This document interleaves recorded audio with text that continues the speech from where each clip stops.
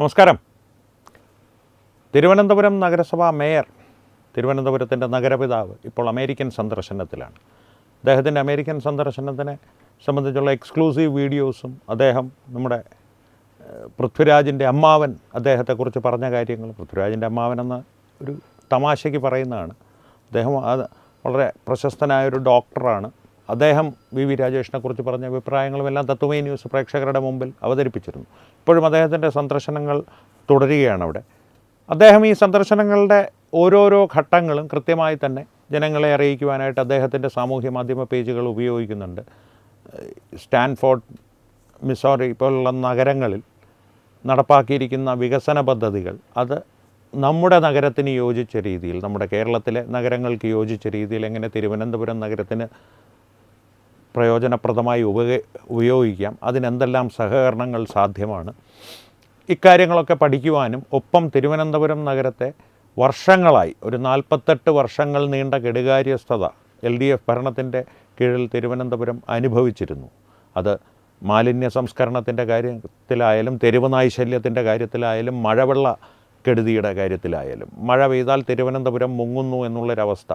തിരുവനന്തപുരം മറ്റുള്ള പ്രദേശങ്ങളിലുള്ളതുപോലുള്ള പ്രളയമല്ല. ഈ Thampanoor railway station ഉൾപ്പെടെ ഉള്ള പ്രധാനപ്പെട്ട പോയിൻ്റുകളും കരമനയാറിൻ്റെ തീരത്തുള്ള വീടുകളുമെല്ലാം വെള്ളത്തിനടിയിലാകുന്നൊരു ദുർഘട സാഹചര്യം തിരുവനന്തപുരം എല്ലാ മഴക്കാലത്തും അനുഭവിച്ചിരുന്നു. അത്തരം സാഹചര്യങ്ങൾക്കെല്ലാം എങ്ങനെ പരിഹാരം കാണാം, അതിനെന്തെല്ലാം വിദേശ സാങ്കേതിക വിദ്യകൾ നമുക്ക് ഉപയോഗിക്കാം, അല്ലെങ്കിൽ വിദേശ നഗരങ്ങൾ അവലംബിക്കുന്ന രീതികൾ നമ്മുടെ നഗരത്തിന് യോജിച്ച രീതിയിൽ പ്രയോജനപ്രദമായി ഉപകരിക്കാം. ഇക്കാര്യത്തിലെല്ലാം വിശദമായിട്ടുള്ള ചർച്ചകൾ നടത്തുവാനൊക്കെ ആയിട്ടാണ് അദ്ദേഹം പോയിരിക്കുന്നത് 10 ദിവസങ്ങൾ നീളുന്ന അമേരിക്കൻ സന്ദർശനത്തിന്. അതിനിടയിൽ തന്നെ തിരുവനന്തപുരം നഗരസഭാ കൗൺസിലിലെ കാര്യങ്ങളും, കാരണം മഴക്കാലക്കെടുതിക്കുള്ള ദുരിതാശ്വാസം, അതിനുള്ള കൺട്രോൾ റൂം തുറക്കലുകൾ, തന്നെയുമല്ല കേരളത്തിനൊട്ടാകെ പ്രളയക്കെടുതിയിൽ വലയുന്ന കേരളത്തിനൊട്ടാകെ തിരുവനന്തപുരം നഗരസഭയിൽ നിന്ന് കഴിയാവുന്നത്ര സഹായങ്ങൾ ചെയ്യുക, ഒരു കൈത്താങ്ങാകുക, കേരളത്തിനൊട്ടാകെ തിരുവനന്തപുരം നഗരസഭ ഒരു കൈത്താങ്ങാകുക, അങ്ങനെ നിരവധി പദ്ധതികൾ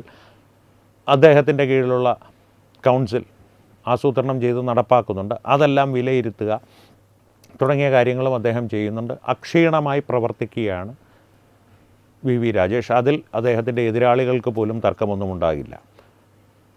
ഈ ഒരവസരത്തിൽ നമുക്ക് അദ്ദേഹത്തിൻ്റെ പ്രവർത്തനങ്ങളുടെ ചില ചിത്രങ്ങളും വീഡിയോകളും കാണാം. ചിലതൊക്കെ നേരത്തെ പ്രേക്ഷകർ കണ്ടതായിരിക്കും, എന്നാലും ഒന്ന് ഓർമ്മ പുതുക്കുവാനായിട്ട്. ചിലതൊക്കെ പുതിയതാണ്, എന്നാലും ഒന്ന് ഓർമ്മ പുതുക്കാനായി ഒന്ന് വീണ്ടും കണ്ടിട്ട് വരാം.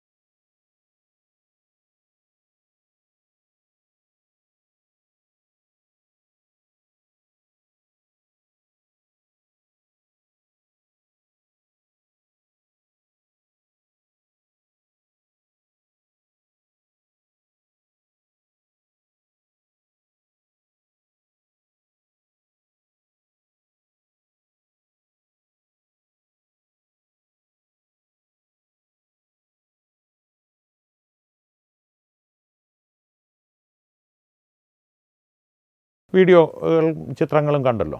അപ്പോൾ ഇത്തരത്തിലുള്ള ക്ഷീണമായിട്ടുള്ള ഒരു പ്രവർത്തനം തീർച്ചയായിട്ടും വി രാജേഷ് എന്ന കർമ്മകുശലനായിട്ടുള്ളൊരു നേതാവിൻ്റെ കഴിവ് തന്നെയാണ്.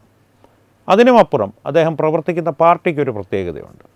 വി രാജേഷിൻ്റെ ഈ കർമ്മകുശലത, അതിൽ അദ്ദേഹം ഈ അക്ഷീണമായ ആ കർമ്മകുശലതയോടുകൂടി പ്രവർത്തിക്കുന്ന ഒരു ശൈലി, ഇതെല്ലാം BJPക്ക് സ്വായത്തായിട്ടുള്ളൊരു ശൈലി തന്നെയാണ്. BJPയുടെ ഭരണസമിതികൾ, അത് അഹമ്മദാബാദ് നഗരസഭയിലായാലും അനന്തപുരിയുടെ നഗരസഭയിലായാലും ഉത്തർപ്രദേശ് സംസ്ഥാനത്തായാലും മധ്യപ്രദേശ് സംസ്ഥാനത്തായാലും MP-മാരുടെ കാര്യത്തിലായാലും അവരുടെ ഒരു പ്രവർത്തന രീതിയുണ്ട്. അത് കൃത്യമായിട്ടുള്ള ഒരു വികസനോന്മുഖമായ അടിത്തറയിൽ നിന്നുണ്ടാകുന്നൊരു പദ്ധതികളാകുമ്പോൾ, കർമ്മ പദ്ധതികളാകുമ്പോൾ അതിനുവേണ്ടി അക്ഷീണം പ്രവർത്തിക്കാവുന്ന നേതാക്കൾ ഒരുപാട് ഉയർന്നു വരുന്ന ഒരു പാർട്ടിയാണ് ബി ജെ പി. പ്രത്യേകിച്ച് ദേശീയതയിലൂന്നി മുന്നോട്ട് പോകുന്നൊരു രാഷ്ട്രീയ കക്ഷിയായ ബി ജെ പിയിൽ.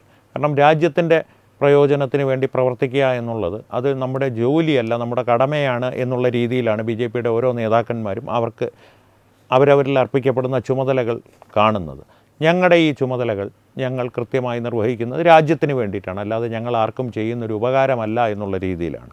തന്നെയുമല്ല, രാജ്യത്തിൻ്റെ പണം മുടിച്ച് ഏതെങ്കിലും രാജ്യത്തേക്ക് യാത്ര ചെയ്ത് അവിടെ പോയി കാലിളകി ഇരുമ്പ് കസേരയിൽ ഇരുന്നിട്ട് ഒരു പിഞ്ഞാണം പുരസ്കാരം വാങ്ങി ഞാനാണ് ലോകത്തെ ഏറ്റവും വലിയ ഞാനെന്ന പുരസ്കാരം സായിപ്പന്മാർ എനിക്ക് തന്നു എന്നുള്ള ഒരു പ്രചാരണം സാമൂഹ്യ മാധ്യമങ്ങളിലൂടെ എൻ്റെ ക്യാപ്സ്യൂൾ വിഴുങ്ങികളിലൂടെ ഞാൻ ചെയ്യിക്കാറില്ല എന്നാണ് ഓരോ ബി ജെ പി നേതാവും മനസ്സിൽ ഉറപ്പിക്കുന്നൊരു കാര്യം. അത് ഉറപ്പാണ്, ശരിയാണ്. ഓരോ നേതാക്കളുടെയും പ്രവർത്തന ശൈലികളിൽ വ്യത്യാസമുണ്ടാകാം.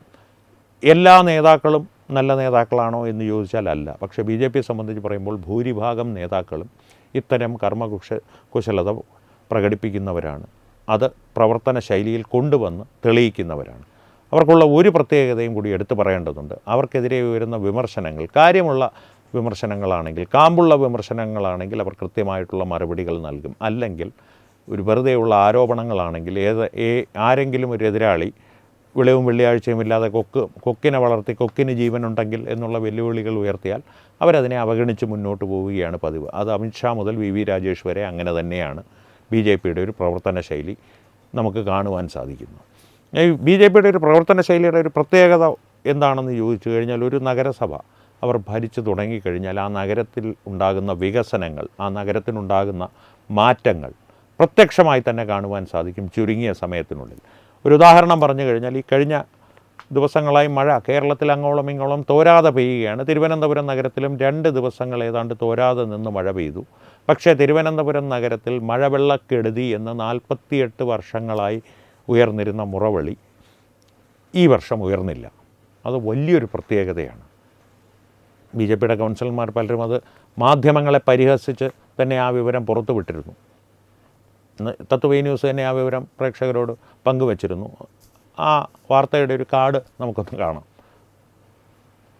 ഇത്തരത്തിലുള്ളൊരു മുറവിളി മാധ്യമങ്ങളുടെ ഭാഗത്തു നിന്ന് ഉയരാത്തത് എന്തുകൊണ്ടാണ്? മഴവെള്ളക്കെടുതി ഇത്തവണ തിരുവനന്തപുരത്തില്ല എന്നുള്ള വാർത്ത മുഖ്യധാരാ മാധ്യമങ്ങളൊന്നും നൽകാത്തത് എന്തുകൊണ്ടാണ്?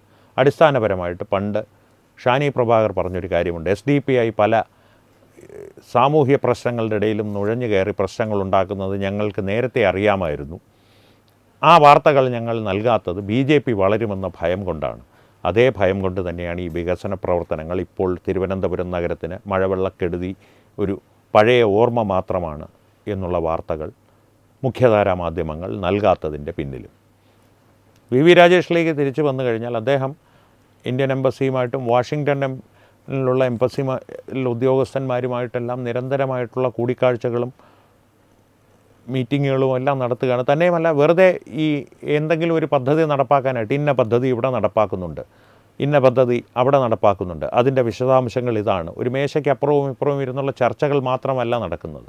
ഉദാഹരണം പറഞ്ഞു കഴിഞ്ഞാൽ, ഇപ്പോൾ സ്റ്റാൻഫോർഡിലും മിസൗറിയിലുമൊക്കെ അദ്ദേഹം സന്ദർശനങ്ങൾ നടത്തിയപ്പോൾ അവിടെ തെരുവ് നായ് ശല്യത്തെ അവർ നേരിടുന്ന രീതികൾ, തെരുവ് നായ്കളെ പിടിച്ചുകൊണ്ടുപോയി ഒരു നഗരസഭ വക ഷെൽട്ടറുകളിൽ താമസിച്ച് അവയെ പരിപാലിക്കുന്ന രീതിയും ആ ഷെൽട്ടറുകൾ മുന്നോട്ട് കൊണ്ടുപോകാനായി സ്വീകരിക്കുന്ന നടപടികളും എല്ലാം വ്യക്തമായി പഠിച്ച് ആ ഷെൽട്ടറുകൾ പോയി കണ്ട് അത്തരത്തിലാണ് ഓരോ വികസന പദ്ധതികളും എത്തരത്തിൽ തിരുവനന്തപുരത്തേക്ക് കൊണ്ടുവരാം എന്ന് അദ്ദേഹം ആസൂത്രണം ചെയ്യുന്നത്. ചില പദ്ധതികൾ നടപ്പാകാം, ചില പദ്ധതികൾ നടപ്പാകാതെ പോകാം. കാരണം അമേരിക്കയുടെ നഗരങ്ങളിൽ നടക്കുന്ന എല്ലാ പദ്ധതികളും അതേപടി എടുത്ത് തിരുവനന്തപുരത്ത് കൊണ്ടുവന്ന് സ്ഥാപിക്കുക എന്ന് പറയുന്നത് മണ്ടത്തരമാണ്. കാരണം സംസ്കാരം മുതൽ സാഹചര്യങ്ങൾ വരെ വ്യത്യസ്തമാണ്. ശരിയാണ്, ഏകാത്മമായിട്ടുള്ള ചില പ്രശ്നങ്ങളുണ്ടായിരിക്കാം. ഇപ്പോൾ ഫ്ലാഷ് ഫ്ലഡ്, മിന്നൽ പ്രളയം വന്നു കഴിഞ്ഞാൽ മിസൗറിയും ചിലപ്പോൾ മുങ്ങും, മാഞ്ഞാലിക്കുളം ഗ്രൗണ്ടും മുങ്ങും. പക്ഷേ ഇതിൻ്റെ രണ്ടിൻ്റെ പരിഹാര മാർഗ്ഗങ്ങൾ വ്യത്യസ്തമായിരിക്കാം. കാരണം മിസൗറിയിൽ നിന്ന് ഈ ജലം വഴിതിരിച്ചു വിടേണ്ടത് ഒരുപക്ഷെ കടലിലേക്കായിരിക്കാം. മാഞ്ഞാലിക്കുളം ഗ്രൗണ്ടിൽ ഒരുപക്ഷെ അപ്പുറത്തും ഇപ്പുറത്തും പാടശേഖരങ്ങൾ ഉണ്ടായിരുന്നതിനെ ഏതെങ്കിലും തരത്തിൽ വീണ്ടെടുത്തോ മറ്റോ പരിഹാരം കാണുവാൻ സാധിച്ചേക്കും. ഞാനൊരു ഉദാഹരണം പറഞ്ഞാണ്, ഇങ്ങനെ തന്നെയാണ് അതിനുള്ള പരിഹാരമെന്നുള്ള അർത്ഥമില്ലതിന്. അപ്പോൾ ഇത്തരത്തിൽ മുന്നോട്ട് പോകുന്ന മേയർ വി രാജേഷിനെ മുഖ്യധാരാ മാധ്യമങ്ങൾ എന്തായാലും വളരെ നമ്മുടെ ഗ്രാമ്യമായ ഭാഷയിൽ അല്ലെങ്കിൽ സാമൂഹ്യ മാധ്യമങ്ങളുടെ ഭാഷയിൽ പറഞ്ഞു കഴിഞ്ഞാൽ നൈസായിട്ട് അവഗണിക്കുന്നുണ്ട്. ആ അവഗണിക്കുന്നതിൻ്റെ കാരണം ഒന്ന്, വി രാജേഷ് എന്ന കർമ്മകുശലനായിട്ടുള്ള നേതാവ് BJPയുടെ പ്രവർത്തന ശൈലി എങ്ങനെയായിരിക്കും എന്നുള്ളതിൻ്റെ ഒരു ഉദാഹരണം, ഒരു മാതൃക, ഉജ്ജ്വലമായൊരു മാതൃക തിരുവനന്തപുരം നഗരസഭയിൽ കാണിച്ചു കൊടുക്കുന്നുണ്ട്, അല്ലെങ്കിൽ നഗരസഭയിലെ പ്രവർത്തനങ്ങളിലൂടെ കേരളത്തിലെ ജനങ്ങളുടെ മുന്നിലേക്ക് വയ്ക്കുന്നുണ്ട്. ആ മാതൃക ഒരു തരത്തിലും കേരളത്തിലെ ജനങ്ങൾ കാണരുത് എന്നുള്ളൊരു നിർബന്ധം മുഖ്യധാരാ മാധ്യമങ്ങൾക്കുണ്ട്. കേരളത്തിലെ മുഖ്യധാരാ മാധ്യമങ്ങളുടെ കാര്യമാണ് പറയുന്നത്. അവർക്ക് ഇടതുപക്ഷ ചായ്വാണോ, ജിഹാദി ചായ്വാണോ, കോൺഗ്രസ് ചായ്വാണോ, അതോ BJP വിരോധമാണോ, ഇതൊന്നും അന്വേഷിക്കേണ്ട കാര്യമില്ല ഈ ഒരു കാര്യത്തിൽ. കാരണം സാമൂഹ്യ മാധ്യമങ്ങൾ വഴിയെങ്കിൽ സാമൂഹ്യ മാധ്യമങ്ങൾ വഴി ഇത്തരത്തിലുള്ള തിരുവനന്തപുരം നഗരപിതാവിൻ്റെ പ്രവർത്തനങ്ങൾ, അദ്ദേഹത്തിൻ്റെ അശ്രാന്ത പരിശ്രമങ്ങൾ അറിയേണ്ടവരറിയുന്നുണ്ട്. കേരള ജനത കൂടുതൽ ഇത് അറിയുകയും വേണം. അതിന് നമുക്ക് സാധിക്കുന്ന കാര്യം നമുക്ക് ഈ വിഷയത്തിൽ സംവാദങ്ങൾ നടത്തുക എന്നുള്ളതാണ്. ശരി, ഇത്തരത്തിലുള്ളൊരു സന്ദർശനം കൊണ്ട് തിരുവനന്തപുരം നഗരസഭയ്ക്ക് മാത്രമല്ല കേരളത്തിന് തന്നെ പ്രയോജനമുണ്ടാകുമെന്ന് നിങ്ങൾ വിശ്വസിക്കുന്നുണ്ടോ? ഉണ്ടെങ്കിൽ ആ വിവരം നിങ്ങൾ കമൻറ്റുകളിലൂടെ ഞങ്ങളുമായി പങ്കുവയ്ക്കുക. ഇല്ല, വിയോജിപ്പുണ്ടോ? എന്തുകൊണ്ടാണ് ആ വിയോജിപ്പ്? ആ വിവരങ്ങളും കമൻറ്റുകളിലൂടെ പങ്കുവയ്ക്കുക. കാരണം ക്രിയാത്മകമായിട്ടുള്ളൊരു വിമർശനം, ഇന്ന പദ്ധതി നടപ്പാക്കുന്നതിന് ഇന്ന പ്രശ്നങ്ങളുണ്ട് എന്ന് നിങ്ങൾക്ക് കൃത്യമായൊരു ബോധ്യമുണ്ടെങ്കിൽ, അല്ലെങ്കിൽ നിങ്ങൾക്കൊരു തോന്നലുണ്ടെങ്കിൽ, അത് ക്രിയാത്മകമായൊരു വിമർശനമാണെങ്കിൽ മേയർ വി രാജേഷിൻ്റെ കാര്യത്തിൽ ഒരു കാര്യം തത്വമയി ന്യൂസ് പ്രേക്ഷകർക്ക് ഉറപ്പ് തരാം: ആ വിമർശനം ഉൾക്കൊണ്ട് അതിന് പരിഹാരം കാണുന്നൊരു വ്യക്തിയാണ് അദ്ദേഹം. കാരണം അദ്ദേഹത്തിൻ്റെ നഗരസഭാ കാര്യാലയത്തിലെ വാതിൽ ആർക്ക് മുന്നിലും അടയാറില്ല. ആര് കാണാൻ വന്നാലും അദ്ദേഹം അനുവാദം കൊടുക്കാറുണ്ട്. മുൻകൂട്ടി അനുവാദം എടുത്തു വന്നാൽ നല്ലത്, അല്ല എങ്കിൽ പോലും കുറച്ച് സമയം കാത്തിരിക്കേണ്ടി വന്നാലും സന്ദർശകരെ എല്ലാം കാണുവാൻ ശ്രമിക്കുന്നൊരു വ്യക്തിയാണ്, അവരുടെ ഭാഗം കേൾക്കുവാൻ ശ്രമിക്കുന്നൊരു വ്യക്തിയാണ് അദ്ദേഹം. അത് തത്വമയി ന്യൂസിന് പ്രേക്ഷകരോട് ഉറപ്പ് നൽകുവാൻ സാധിക്കും. അത്തരത്തിലുള്ളൊരു വ്യക്തി ഇത്തരത്തിലുള്ള ക്രിയാത്മകമായിട്ടുള്ള വിമർശനങ്ങൾ അത് സാമൂഹ്യ മാധ്യമങ്ങളിലൂടെ ഉയർന്നാൽ പോലും അത് ശ്രദ്ധിക്കുന്ന, അതും നേരിട്ട് ശ്രദ്ധിക്കുന്ന, സാമൂഹ്യ മാധ്യമങ്ങളിൽ വരുന്ന കാര്യങ്ങളൊക്കെ ഒരു വിധത്തിൽ അല്ലെങ്കിൽ മറ്റൊരു വിധത്തിൽ നേരിട്ട് തന്നെ കാണുവാനും അതിനെ ഉൾക്കൊള്ളുവാനും ശ്രമിക്കുന്നൊരു വ്യക്തിയാണ് അദ്ദേഹം. അതുകൊണ്ട് തന്നെ നിങ്ങളുടെ അഭിപ്രായങ്ങൾ തീർച്ചയായും കമൻറ്റുകളിലൂടെ ഞങ്ങളുമായി പങ്കുവയ്ക്കുക. അത് പരമാവധി അദ്ദേഹത്തിലേക്ക് എത്തിക്കുവാൻ ഞങ്ങൾ ശ്രമിക്കുന്നതാണ്. അതിൽ വിജയിക്കുകയും ചെയ്യും. കാരണം അദ്ദേഹത്തിൻ്റെ ഒരു രീതി അതാണ്, പറഞ്ഞല്ലോ. ഇനി ഈ വീഡിയോ കൂടുതൽ ആളുകളിലേക്കൊന്ന് എത്തിക്കുവാനായി ഷെയർ ചെയ്യുക, ലൈക്ക് ചെയ്യുക. ഏറ്റവും പ്രധാനപ്പെട്ട കാര്യം, തത്വമയി ന്യൂസിൻ്റെ യൂട്യൂബ് ചാനൽ നിങ്ങൾ ഇതുവരെ സബ്സ്ക്രൈബ് ചെയ്തിട്ടില്ലെങ്കിൽ തീർച്ചയായും സബ്സ്ക്രൈബ് ചെയ്യുക. അപ്പോൾ ഈ വിഷയത്തിലും മറ്റു വിഷയങ്ങളിലും സംവാദങ്ങൾ തുടരട്ടെ. വീണ്ടും കാണാം. നന്ദി, നമസ്കാരം.